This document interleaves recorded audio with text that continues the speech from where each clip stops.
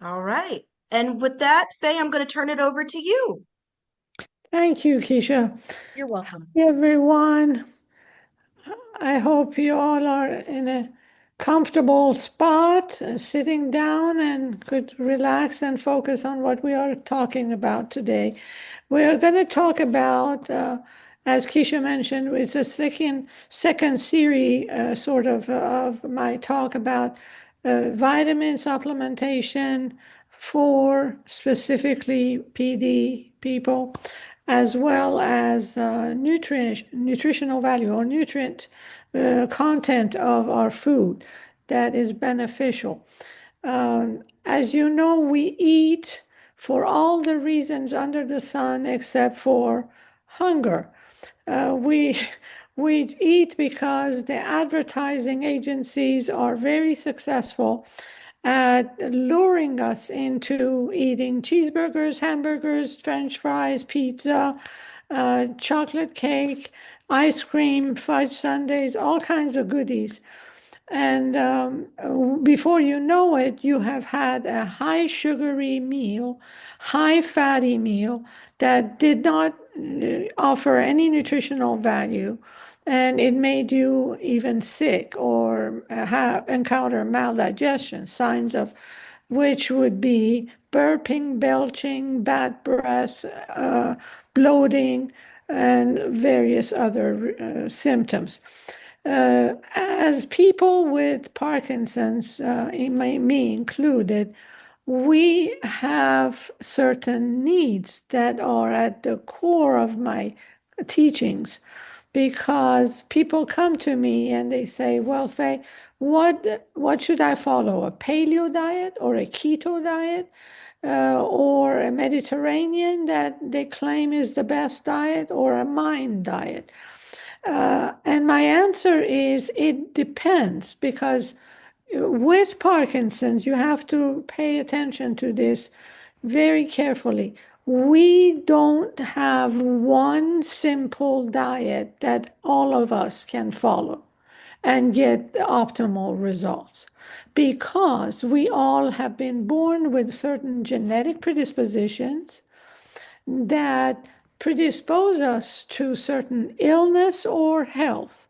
And on top of it, and that we have no control over, right? We have certain genes. You cannot wake up and say, I want to drop my Parkinson gene today and be energetic and just be bouncing off the walls. I wish I could, and you too, but we can't.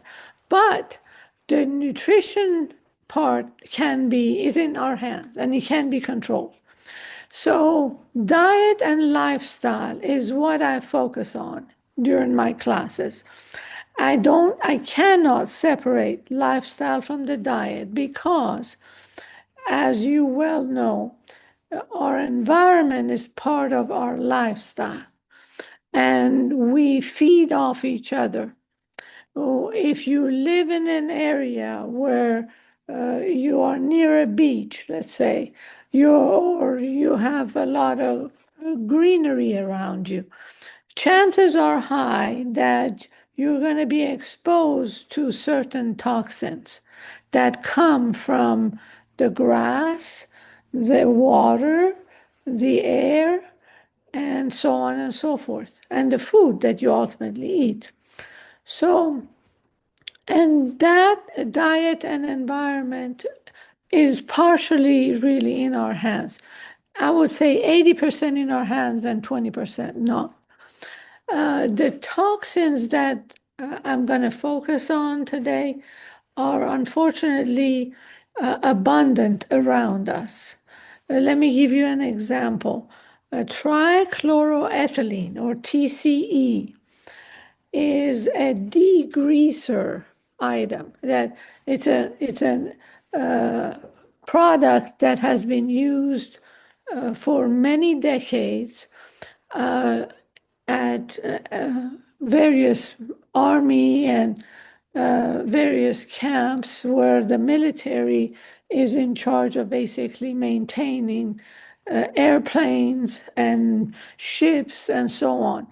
And they use TCE as a very potent degreaser. Laundry stores, basically cleaners, dry cleaners, use TCE on a regular basis to degrease our clothes, to remove the stains that are on our clothes. And TCE exposure is very highly related to the development of Parkinson's. You all have heard probably of Camp Lejeune in North Carolina, where a lot of the innocent soldiers and their families were exposed to TCE. And over 20 years, 70% risk turned into the development of Parkinson's. So most of the families, unfortunately, including children, started to exhibit very early on in their lives symptoms of Parkinson, and unfortunately, they could not reverse it. So what I'm going to focus on is, again, the part that is in our control, which is the nutrition, the diet, and somewhat the internal toxic environment that we live in. So let's start by talking about the certain vitamins and supplements that are must-haves. And believe it or not, I do not recommend having 50 pills a day because I, for one, am not able to stick with such a regimen. So I do not impose it on my community. So what I do recommend at the core of my supplementation program is vitamin D, as in David. We talked about that at my last class. But vitamin D is a fat-soluble vitamin that is crucial, especially among us, because it prevents us from falling. And as you well know, 80% of us eventually get into a fall situation, and we have an increased risk of breaking bones. So something to the tune of 80% increase. So vitamin D is vital for making new bone cells and transporting the bone cells into our bones. So we can fortify our musculoskeletal structure. So with the help of vitamin D and some sun exposure that produces this vitamin in our body, we can prevent falls if we do our balancing exercises on top of taking the vitamin D and going out in the sun. And hopefully, by preventing the falls, we're going to protect ourselves against a breakage of bones. In addition to the sunlight, I do recommend a minimum dosage of vitamin D to be taken by all of us. Something to the tune of 2,000 IU of vitamin D, and the specific type that I recommend is D3. D3.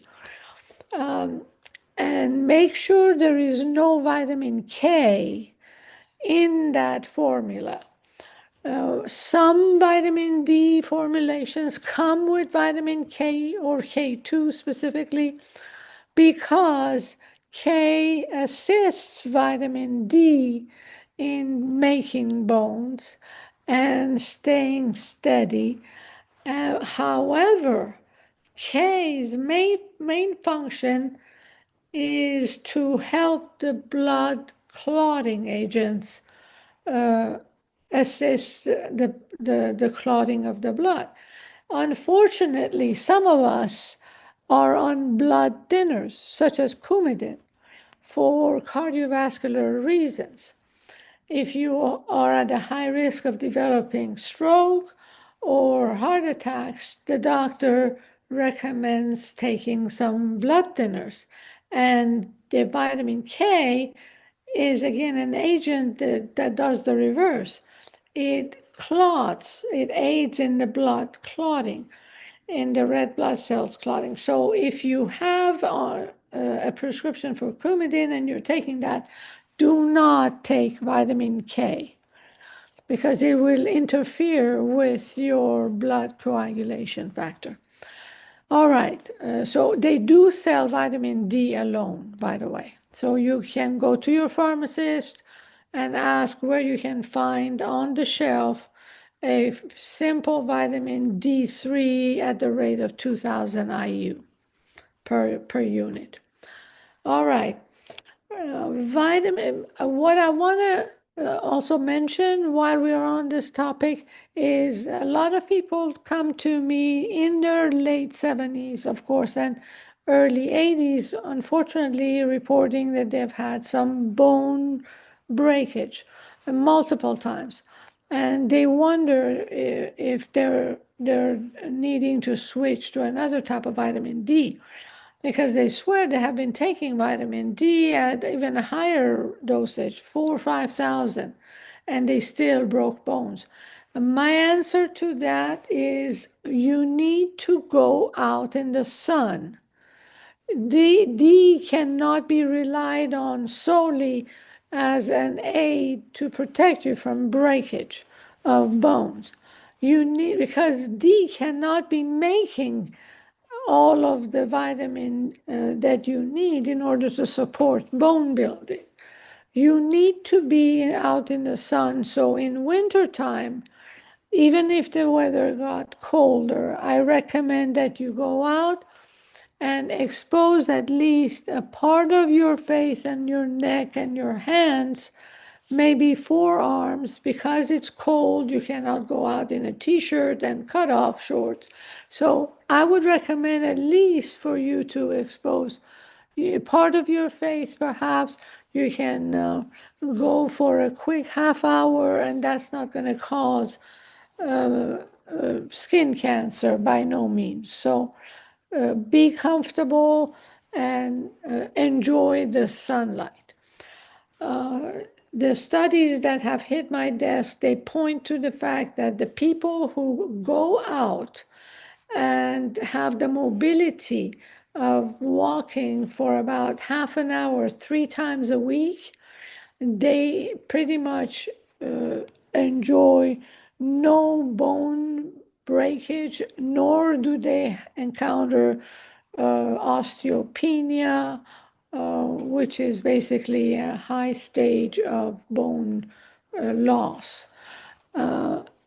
Sometimes you need to have your hormones checked too, especially ladies, because estrogen, if you are lacking estrogen, your body does not, or the body bone building capacity is altered. So you need to check with your OBGYN, you ladies, and make sure that your female hormone panel shows that you are having a healthy dose of estrogen in your body, even during menopause. All right, moving along, I have talked about E vitamin, which is the only lipid-based vitamin that has an antioxidant role and function. Vitamin E is a super vitamin. In my opinion, it's one of the most unique vitamins that makes a big difference in our lives because it assists in reducing inflammation, and it basically acts as an antioxidant. So it goes around the body. If you do provide enough vitamin E in the diet, in your diet, as well as some supplement on the side if you need it. If you have enough from your diet, you can basically be comfortable in knowing that you are not at a high risk of developing certain forms of cancer that are due to vitamin E deficiency, such as skin cancer or breast cancer. I recommend that you turn to your diet as a source of vitamin E, and the best items that you can pick are almonds. So for nuts, I would choose raw almonds because they are easier digested than roasted and salted almonds. Asparagus is rich in E. Beef liver is also rich in vitamin E. For those of you who don't mind the taste, I recommend that you have it maybe once a month. That's sufficient. You don't need to have it daily. Brown rice is a great source. I have brown rice probably twice a week. That's just one of the grains that I allow in my diet. You can also get enough from dark green veggies. So you can use kale and spinach and these frizzy lettuce and zucchini and those for your source of E.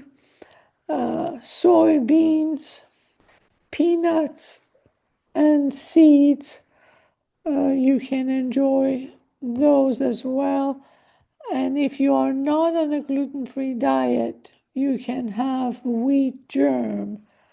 Wheat germ is basically used as roughage, and you can sprinkle it on your cereal as an extra source of vitamin E to assist you with your bone formation and also protects you against it protects you against oxidation, which can happen by way of just enduring some stress. Every one of us have oxidation in our body.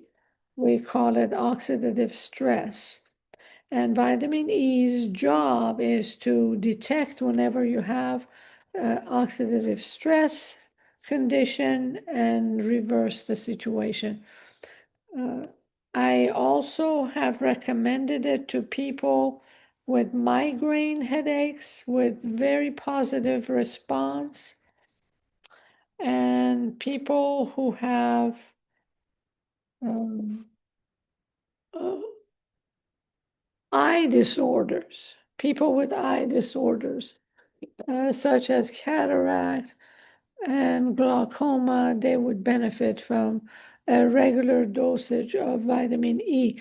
How much vitamin E is necessary? You really don't need much. So that's why I recommend that you get it mostly from your diet. But you need to have the food that are rich in vitamin E so that you can ensure that you're getting enough. Sweet potatoes are also a great source of both vitamin E and B6, which is essential in making dopamine. Yes, vitamin E does help make dopamine as a neurotransmitter. So, since we know that our condition is based on neuron loss in the brain, and these neurons are in a certain region in the substantia nigra, where dopamine is made, we have to do anything and everything within our power to rev up the production of dopamine in substantia nigra. And this is one way. All right, so D and E are and K, if you don't have to be taking blood thinner, are important vitamins that are fat soluble. Among the water soluble vitamins, I recommend highly vitamin B12.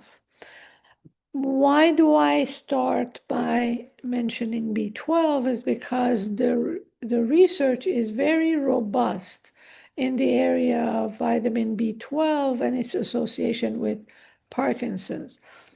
B12, unfortunately, is not taken at the right amount by most of us because we are either following a diet that is not rich in B12 or our body's turnover of B12 is extremely high. For instance, circumstances such as PD, where we are dictated the usage of L-DOPA and carbidopa as the drug of choice. Unfortunately, those drugs counter the effectiveness of B12, as well as the usage of B12 goes up when we have a condition called hyperhomocystinemia, which is a condition where we produce too much of two amino acid called homocysteine. So what do we do? And too much of an elevation of this homocysteine has been associated with cardiovascular disease. And vitamin B12 and homocysteine have an inverse relationship. So the higher the B12, the lower the homocysteine, which is the condition that you want to be in, or the vice versa, the lower the B12, the higher the homocysteine, which represents a dangerous situation for your cardiovascular health. So for those of you who have no idea where your levels are, I would recommend that at the next annual physical or at the next visit time with your GP, this is not something that your neurologist would recommend or know to do automatically. That's why you need to take it up with a GP who could order the test to measure exactly. It's a serum or plasma test for B12. Ask them to measure that for you, as well as your homocysteine level. And they will do that. It's an easy test. Unfortunately, not every doctor is familiar with the homocysteine relationship with B12 and ultimately with our condition of fatigue and exhaustion and motor symptoms such as tremors and imbalances and bradykinesia and freezing. But B12, unfortunately, is the main vitamin that drops into dangerously low levels in early stages of Parkinson's. I myself, if I had the wisdom that I have now, back then I was in my late 40s, about 3-4 years before I was diagnosed officially with Parkinson's. My body's alarm went off and I wasn't listening, or I did not know what it meant. It basically exhibited itself in a drop foot. My foot would drop, my right foot, and it wouldn't follow my instructions when I wanted to brake in my car and stop the car, so I would keep me from hitting the wall or hitting a car in front of me. It just wouldn't respond. And that alone is a sign of severe vitamin B12 deficiency. How about that? So, if again, and I did go to my doctor and my regular doctor, and mentioned that, and basically, he was a very well-intended doctor, but he could not explain it until it got worse, and I was literally just dragging my right foot as though overnight I had lost control of my muscles on top of the foot, the extenders that hold your foot up. And he did further testing. As part of the overall picture, he came up with the Parkinson diagnosis. But I am positive that if I had the knowledge that I have now about the symptoms of Parkinson's that are not ordinary, such as this drop foot situation, I could have probably postponed. I'm not saying I could have reversed completely the course of my disease, but I could have postponed the onset of my disease by maybe a few years. But it is what it is, and we're living with the situation at hand. So B12 is also at risk of dropping or staying below normal levels because L-DOPA uses some of our B12. Because as the process of in the course of being absorbed, L-DOPA being absorbed in your stomach, it lowers the acidity of the stomach environment. And we need gastric acid in order to keep pathogenic bacteria away. In other words, if we have too little stomach acid, our bacteria will grow because there is not enough acid to kill them off. The bacteria will grow and pose infections. So, for instance, it can increase the infection rate of H. pylori, which is a pathogen that exists in about 80% of the population's stomach. So it is a very common pathogen, H. pylori, Helicobacter pylori is the long name. And so this L-DOPA, unfortunately, feeds the H. pylori. And as the H. pylori grows, we see a drop in stomach acid.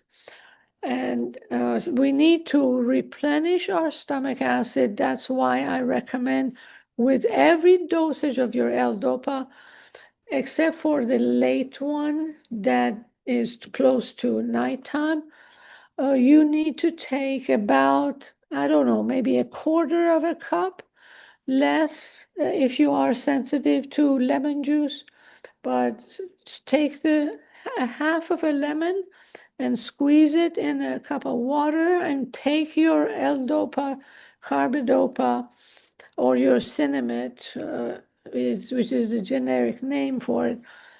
Take it, wash it down basically with that lemon water. So you can rebalance the acidity in your stomach. That is crucial. That not only detoxifies your body, because that makes lemon juice mixed with water. It represents a detoxification agent. It's very potent. Now, if you have had cancer or if you have had ulcers, you need to either take just a splash of lemon juice, because I have recommended it to some of my patients who are recovered from cancer and they still felt a little bit of burning sensation. So I respect that. You need to be your own best doctor because we don't live in your body. You know your body better than any doctor does or any nutritionist can possibly. So be vigilant. Take only a small amount of lemon juice in water, see how that works. And if it makes you feel light and agile and active as before, and you don't have any burning sensation, then by golly, you are clear to go ahead and have that lemon juice and water with every dosage. Except for the late one, because it will unfortunately accelerate urine frequency. So we don't want you to stay up or produce too much urine at night. So I usually stop after my afternoon dosage.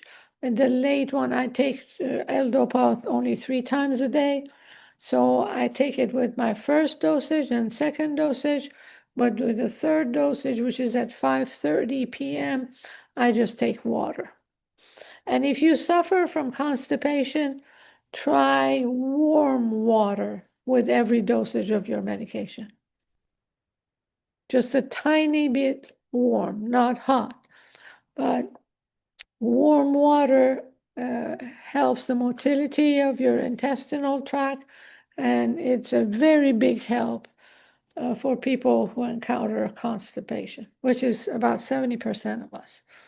So don't be shy. We all get there when we do. All right, so B12 dosage varies highly according to the individual needs. You may not even need to add B12 to your regimen of supplements. Again, I only recommend it if needed. That's why I recommended that you measure your B12 level next time you're at your GP's office. And if it is low, then you can start by taking 500 microgram. MCG is the unit that it comes in, or you add to it as needed. Be very careful with B12. Don't think, oh, well, Faye said 500 is a starting dosage. More should be better, right? And absolutely not. You do not mess around with B12 on your own. Do not assume that if Lilibit helped you with the energy boost, well, then double that amount is going to be doubly beneficial. It is not true, and in fact, it can have a counterproductive effect on your heart health. I tried it, believe it or not. Oh, the things that I don't do for my community. I tried it, and unfortunately, I doubled the dosage and took 1,000 mcg, and I felt my heart palpitating, and it was not a good feeling. And when I dug into my research, I realized that it had that inverse relationship with homocysteine, which directly affects your cardiac output. And it was definitely not a fun feeling. I don't wish to do that ever again. So be very careful with your dosage of vitamin B12. All right, moving right along. Let's talk about B6. B6 is a very useful vitamin B member. B6 is extremely beneficial for people with Parkinson's, and it is very safe to have. I'm a little bit more relaxed about taking B6 because it is a needed vitamin to convert the precursors of dopamine into dopamine, such as phenylalanine and tryptophan.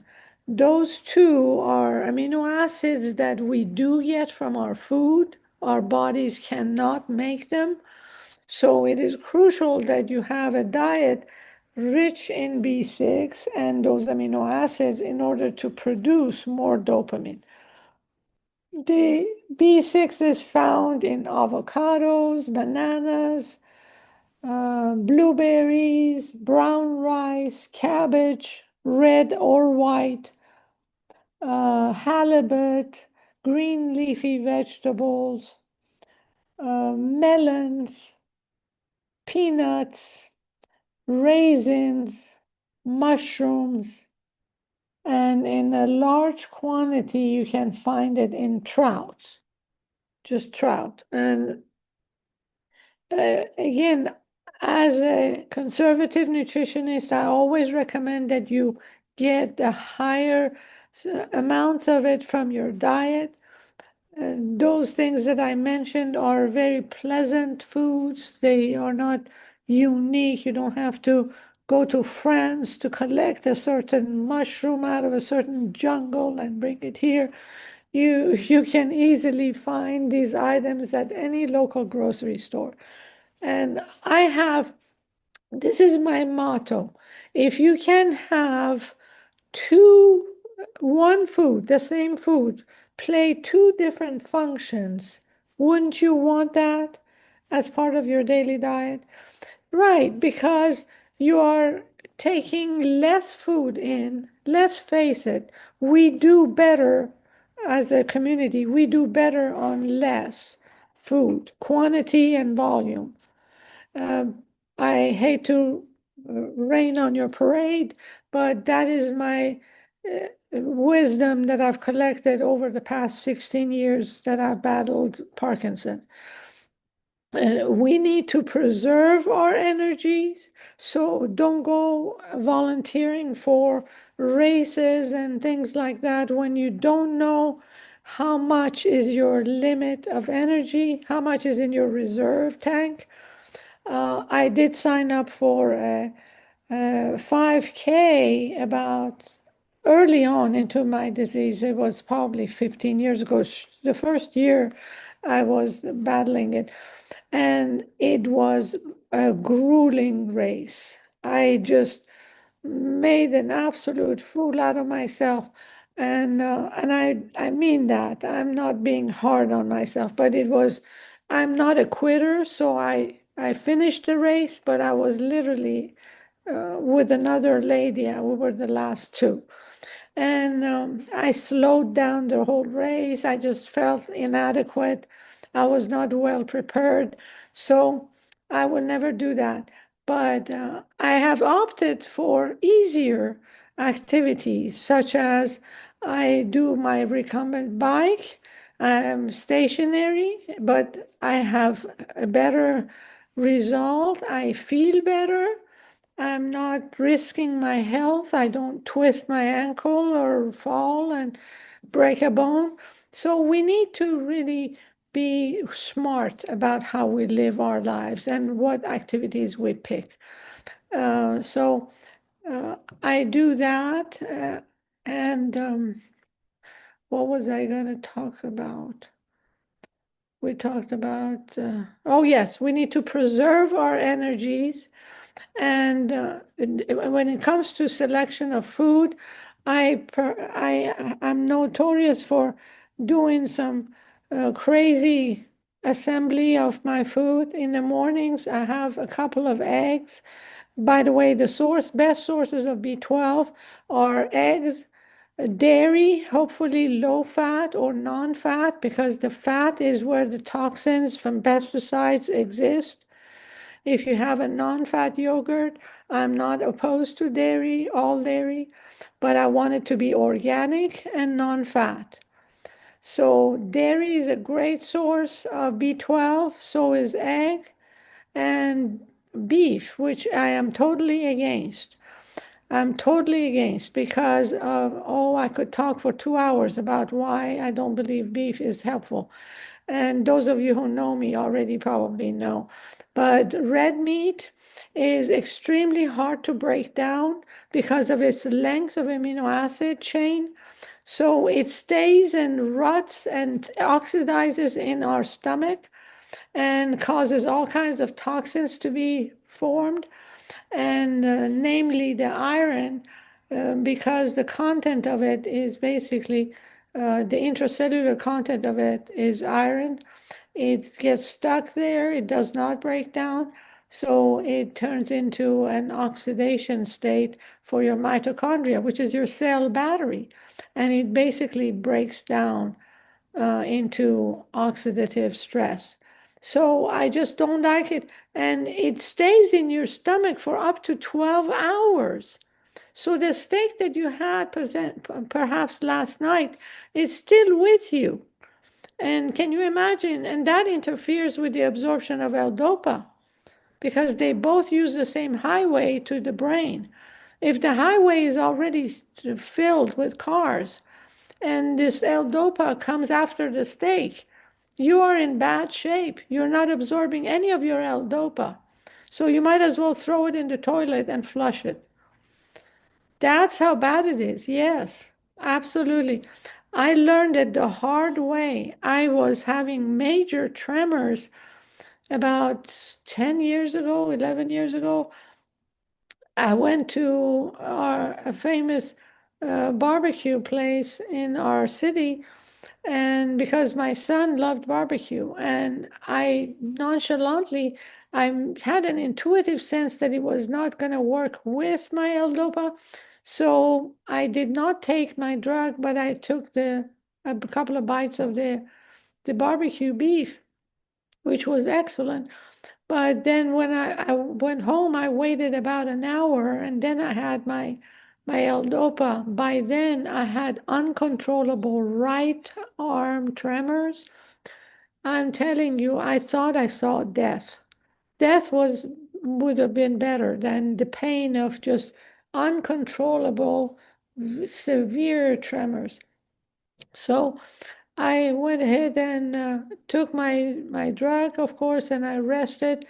And I did a lot of the stretching exercises that they teach you early on, and that came to my help. And thank goodness I digested the food with an enzyme that I had. That was the best thought that came to my mind, an enzyme to get rid of this barbecue meat so that it would leave my stomach, so that it would make room for the drug to get in. Because as you know, your drug gets absorbed in the small intestine, not in the stomach. So if you are having a full stomach, it will slow down the absorption of the food that comes after it, right? So you need to make room for the new food. So anyway, I'm glad that it's over, but I have eliminated all beef from my diet ever since then because there is not even 12 hours. The time is not enough between taking your drug and having beef. So I basically decided to cross it out. All right. So another question that I'd like for you to ask when you're designing your diet is my diet counteracting my drug? So if the answer is yes, then you need to switch to another food. For instance, fava beans, Fava, fava beans, which are the broad beans, they call it also broad beans. They are very rich in natural dopamine. So I recommend that either you wait about an hour after you had your drug or before. So wait an hour on either side of your drug schedule to have fava bean if you absolutely must have it.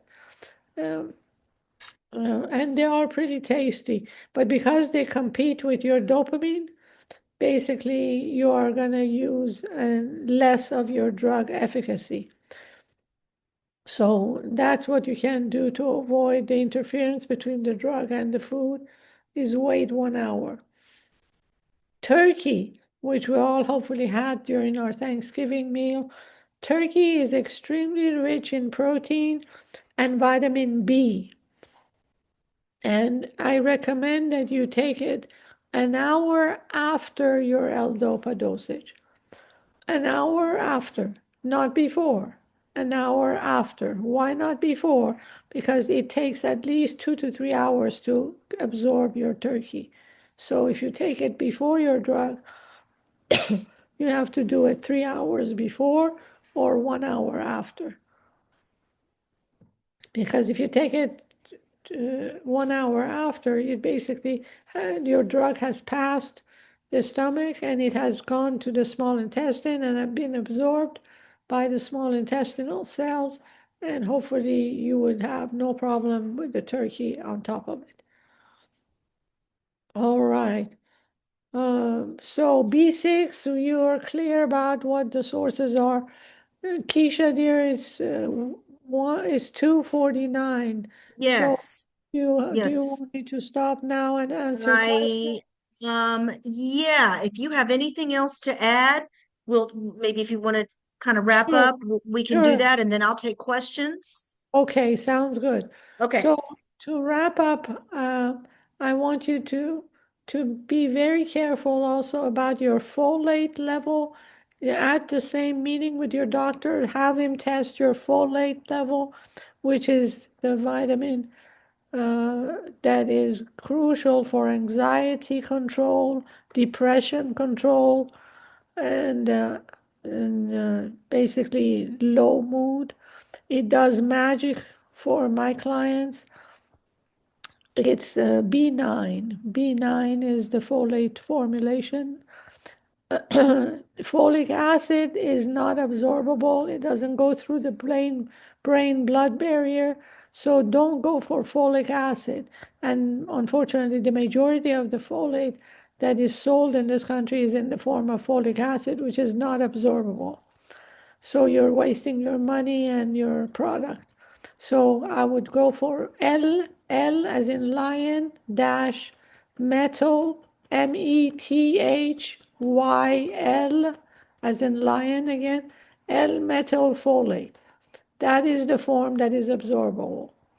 And you can find it at every pharmacy, at the grocery stores, the aisles that are near the pharmacy, or online. There are millions of them. So those are the vitamins that are water soluble that I recommend that you pay attention to by aggressively going to your doctor and saying, I would like to know what my levels are currently. It's like vitamin D. It's part of your normal testing, right? Lab work. Why not do the B12 and the B9 and B6? And some people want to test their magnesium. I don't stop them because magnesium is a great mineral that we need for our restless leg, cramping of the calf muscles at night, that awful cramp that we all have gotten. And it helps with sleep. And believe me, guys, this is my motto, SEEM. S for sleep and socialization. The first E is for eating well. The second E is exercise. And the last M is basically medication. So if you live by this motto that you need to have enough sleep and socialize with the people that you love, not the toxic people who come in and say, well, how are you, with the pitiful facial expression. They mean well, and I do accept that, but you need to be surrounding yourself with people who genuinely love you for who you are. And eat well, exercise, mobility is the key in keeping us positive. So stay mobile. 10 minutes. Keisha knows my formula. 10 minutes after your drug, you need to be walking. You Right. need to be walking. Don't just take the drug and sit and watch your show. That is the worst thing you can do for your absorption of your drug. You need to keep walking for 10 minutes minimum, if not half an hour, for the drug to be absorbed and efficacious. All right, I'm going to stop here and answer some questions. All right. Thank you so much, Faye. We Oh, learned so thank much. I was taking notes. thank you. We learned about toxins around us and TCE and the importance of vitamin D, vitamin B, Yes, vitamin B6, vitamin B12, what to ask our doctor, and also your I want to say what you live by, SEEM for exactly. Parkinson's, folks with Parkinson's. S for sleep, E for eating, E Yes. for exercise, and M for medication. Meditation. Awesome. You got that, Got Nutrition. it. Got it. Got it. Okay. Anyone have a question or want to put it in the chat? Faye is ready to answer. Just remember to unmute yourself.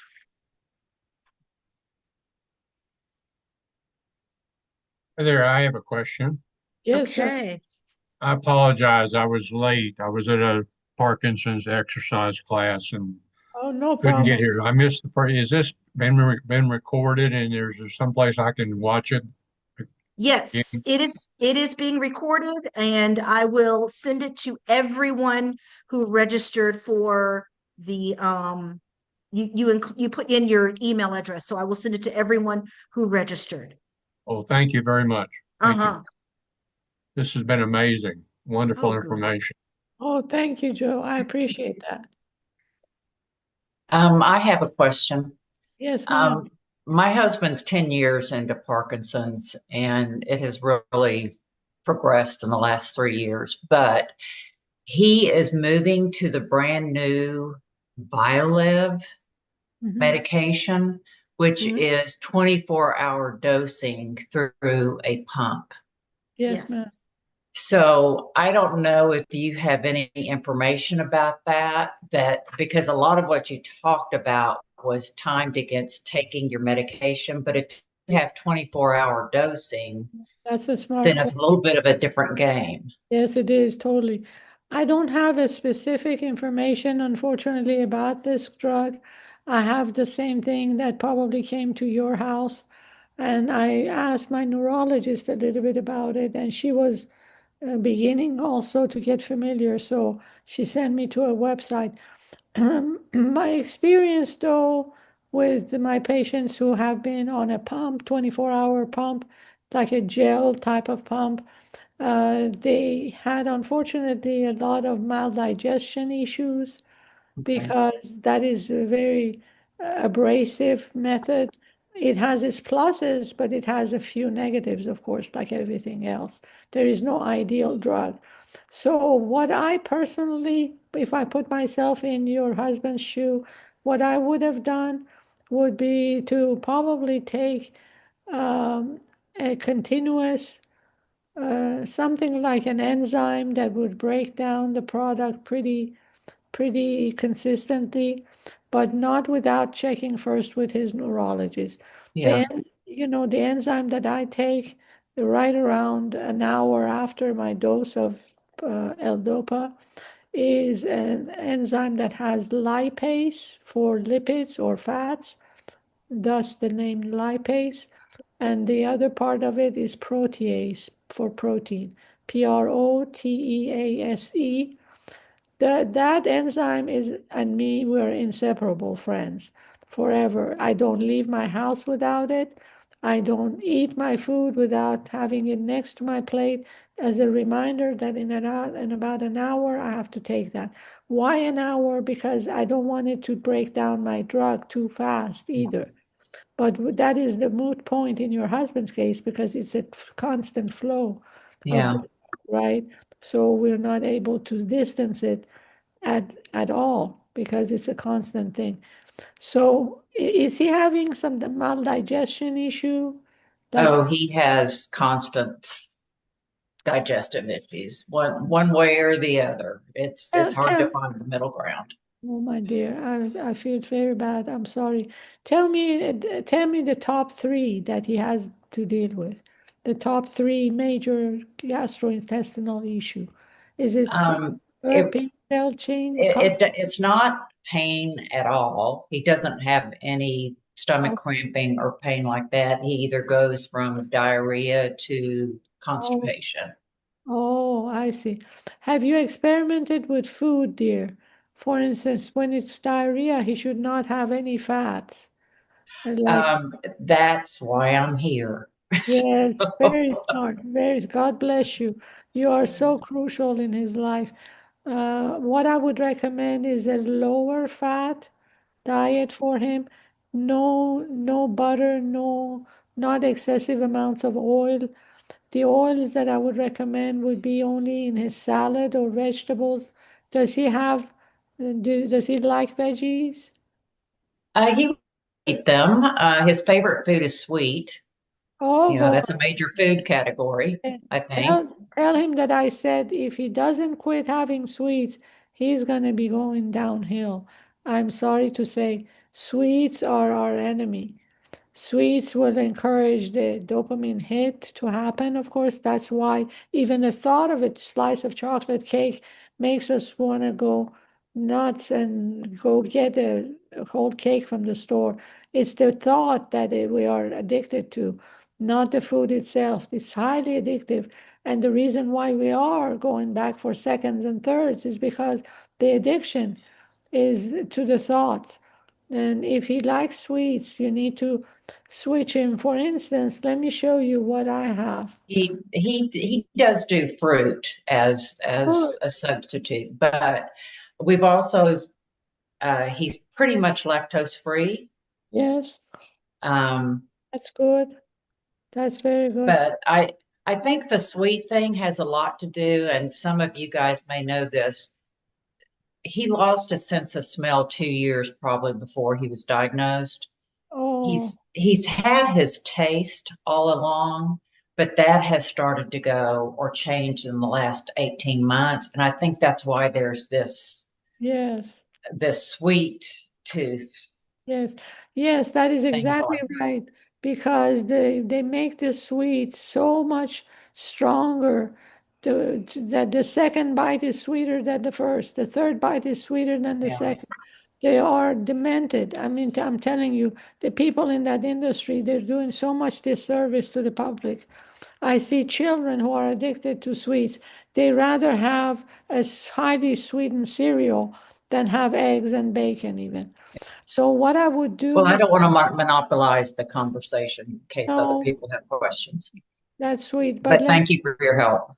sure, just try not to have too much fatty food, and also the easier to digest foods would be my preference, such as veggies with maybe some pieces of turkey or chicken or salmon, but small amounts, so that Okay.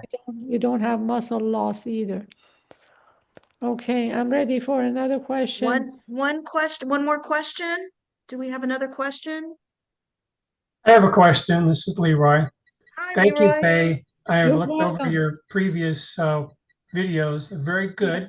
We're thank just you. now getting into this nutrition part of this Yes, Parkinson's good job. adventure. I've Yes, seen out there comprehensive blood tests that say they test for like 150 plus components. In yes. your opinion, are they at all useful for Parkinson's, do you I think? don't I don't think 100 would be useful. I have to see the panel, Uh-huh. but the lipid panel, the CBC basically, and the perhaps the vitamin, among the vitamins, I would recommend the B12, B6, magnesium would be a good one to try. Okay. But 100 is a little excessive to me.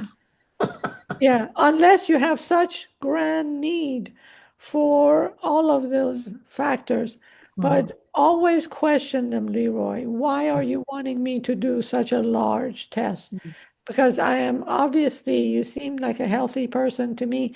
This is something that I want to emphasize, guys. Health is not an accident.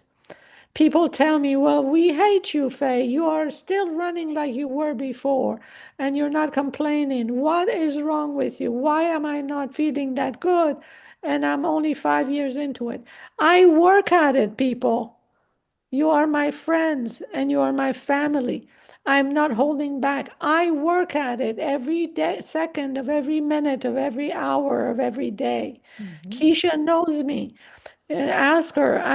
When I went to the Christmas party last week, I had the salad and that was it, and the chicken, and they were wonderful food.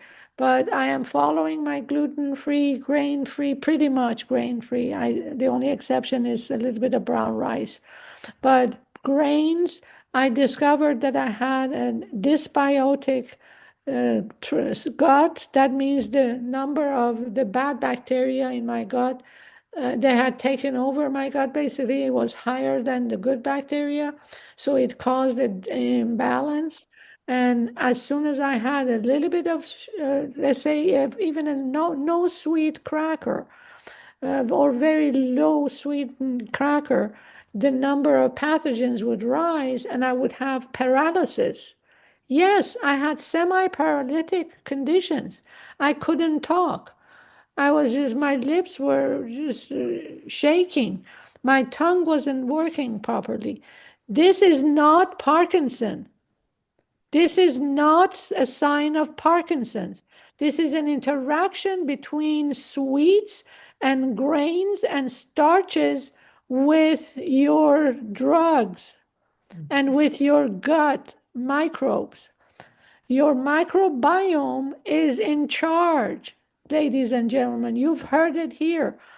People who hear me at various conferences around the country are at awe about it. They say, why do the doctors not tell us about that? It's because it's not talked about. It's not something they get taught at school. I know because my son is one. And now he's about 17 years into it and still wrapping up the last year of residency, he still is waiting for his first nutrition course. 17 years. You would think that they would find maybe somewhere about a half an hour that's free, that they could squeeze a little bit of nutrition into their brains. That is very smart, but it's not the fault of the doctors. The institutions are not teaching them properly to investigate this. But that is the reason why I am staying away from starches like the plague. And the dear lady Jan, who is in charge of her husband's diet, she has her job cut out for her. I feel for her. I wish that I could come in and cook for you and for your husband. But this is how you can take charge, dear heart. Eliminate the bad food, the fatty food, the starchy foods that have no business being in our bodies. I have no paralysis. Look at my hands. I sometimes have a little bit of tremors in the right hand, especially when I am on the spot like I am right now. But normally I walk around, I still shop, I still cook, I still prepare my food. I am helpful to my two kids. And all of that is due to my attention, my laser focused attention to my diet. Health is not an accident. You can quote me on that forever. I work at it every minute of every day, second and every day. And I am proud of it to say that I intend on living about another 20 years and longer.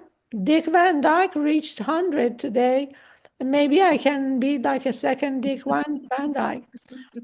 I'm not as energetic as he was dancing with Mary Poppins, but hey, if I can do be a half as active, I have done well.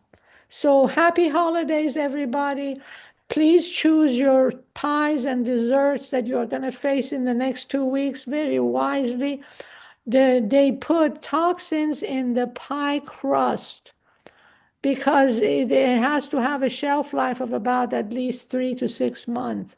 That toxin, that food preservative, constitutes a toxin. So stay away from pies, especially the crust, unless you have made it at your home with graham crackers. I mean that.